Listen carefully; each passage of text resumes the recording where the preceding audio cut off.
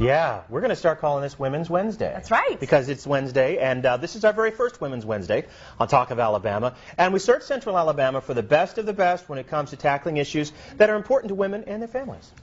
And guess what? We're very happy to have Dr. Daniel Rousso with Rousso's Facial Plastic Surgery Clinic and Aesthetic Medical Spa. I had the pleasure of visiting his clinic in Mountain Brook, and all I have to say is I really learned a lot about true beauty. Take a look. All right, Nicole, this is our clinic that we've been in this facility since 2000. We built this out.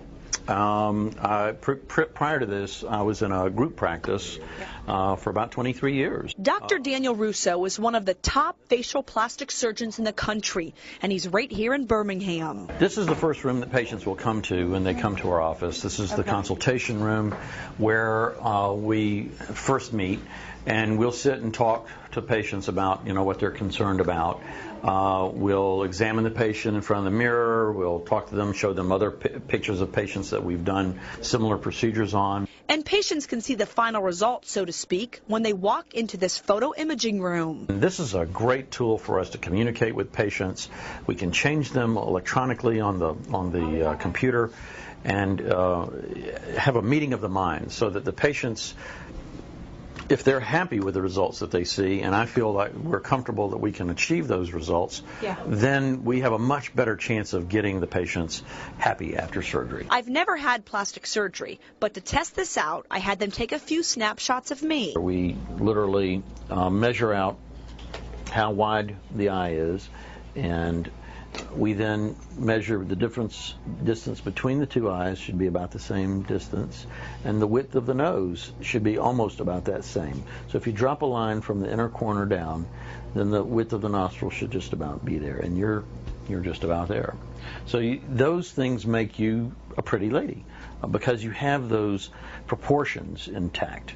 The distance from the bottom of the chin to the bottom of the nose is about the same as from the bottom of the nose to the brow, and then the bottom and from the brow up to the hairline. Those things make you look aesthetically pleasing. On to the state-of-the-art operating rooms. Well, that's exactly one of the nice things about this, is that it is a very private, very confidential kind of a facility, so patients feel like they don't have to be seen by everybody if they don't want to be. And not only can you recover in the posh recovery room, the facility is equipped with a spa that includes a facial room, a hair replacement, and hair removal suite. This whole operating room facility is certified by what's called AAAHC. AAAHC is one of the largest outpatient surgery certifying organizations. They certify very large outpatient surgery centers, and it's very, very difficult to meet their standards, and we've had that since we first opened up here in 2000. So we're very, very proud of that. And what an amazing facility that was. And we are joined now live by Dr. Daniel Rousso, president of the American Academy of Facial Plastic Surgeons. Thanks for being with us. Well, thank you for having me. Thank you. Beautiful facility. Oh, well, we're very proud of it, really. We work very hard to design it and make it very comfortable for patients when they come to our office. Tell us, you've been doing this a long time. How did you begin? I mean, what made you want to be a plastic surgeon? Well, I've always enjoyed people, number one, and I like working with my hands. And when I got into medical school, I saw a rhinoplasty operation, the nasal surgery operation, and I just thought it was one of the neatest things I'd ever seen, how they could do all that without making any external incisions, and it was just a fascinating field to me. I love faces and art. I have an influence of art in my family. My father was an artist, my sisters are both artists, and so this was a way for me to express myself, I think, in many ways artistically. Doctor, how do you know if somebody's a good candidate for plastic surgery? What are some of the things that make you say, okay, yes, this is somebody that I want to work with? Well, of course, I think it's important that patients have a good concept of what they're trying to accomplish, and they should have realistic expectations when they come to see us about the things that they're trying to change. Yes. And if they have, good sound reasons for wanting to have those changes, and they're things that I think that we can realistically accomplish for them and do it safely, then there's really no reason why we can't achieve the kind of results that we're looking for. So you have this period where you talk to them and you sort of get to know them a little bit, and there's some discussion about it. Absolutely. Yeah. We have a consultation.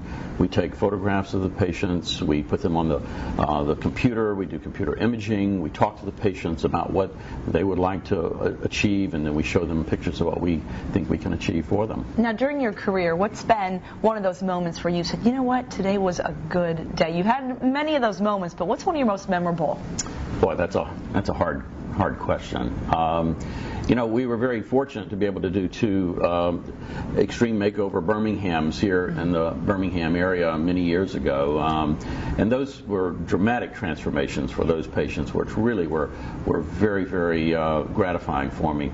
But one of the probably most gratifying that I can think of was a lady who was in an automobile accident and had pretty extensive trauma to her face, and she had had a number of operations done by some very, very good, competent plastic surgeons, and yet they had gotten to a point where they just said they couldn't help her anymore, and she still had quite a lot of scarring and problems that really kept her from getting out in public, and she really was very, very embarrassed about the way she looked, and we were able to take her from that point and do some more things with scar visions, with some fat transfers, muscle transfers, some of the newer technologies that we have with some of the fillers on the face, and plump up areas, and really get her to a point where she was really, really happy with it. And that reminds me, you've got critics, everybody out there, you've got critics that say, oh, plastic surgeons only reinforce that stereotype that women aren't beautiful enough. But in your case, you can actually change someone's life to make them feel like they can walk out in public or go on a date. Oh, absolutely. There are some patients that really just truly won't go out in public because of the way that they feel about their appearance. And with some changes that we can do relatively easily in some cases, you can make dramatic transformation in people's lives. Some of those successes can be seen on your website as well, right? Yes, we're very, very excited about the website that we've developed, and we've been working on it for a number of years, but we have a number of things that our patients can go to and see the different operations that we do. And we're going to toss right now to a full screen graphic, so viewers at home, get your pen and get your paper out. Right now you're going to look at Dr. Rousso's email and phone number, because what's great about our segment Ladies Wednesday, Dr. Rousso will be joining us in some way or another every single Wednesday on our show, and will answer your questions you've got about your body, your image, whatever you want to ask. He is here for you. So get a pen and paper out. You can see it right there on your screen. Email and phone number. And we're so excited you're taking part in Ladies Wednesday with us. Well, thank you for having me. We're very, very excited about this. Thank you. So are we. Good to meet you, Doctor. Nice to meet you, too. Glad to have you, and we'll look forward to the times you'll be here in the future as well. Sounds great. We're going to take a quick break. We'll be right back.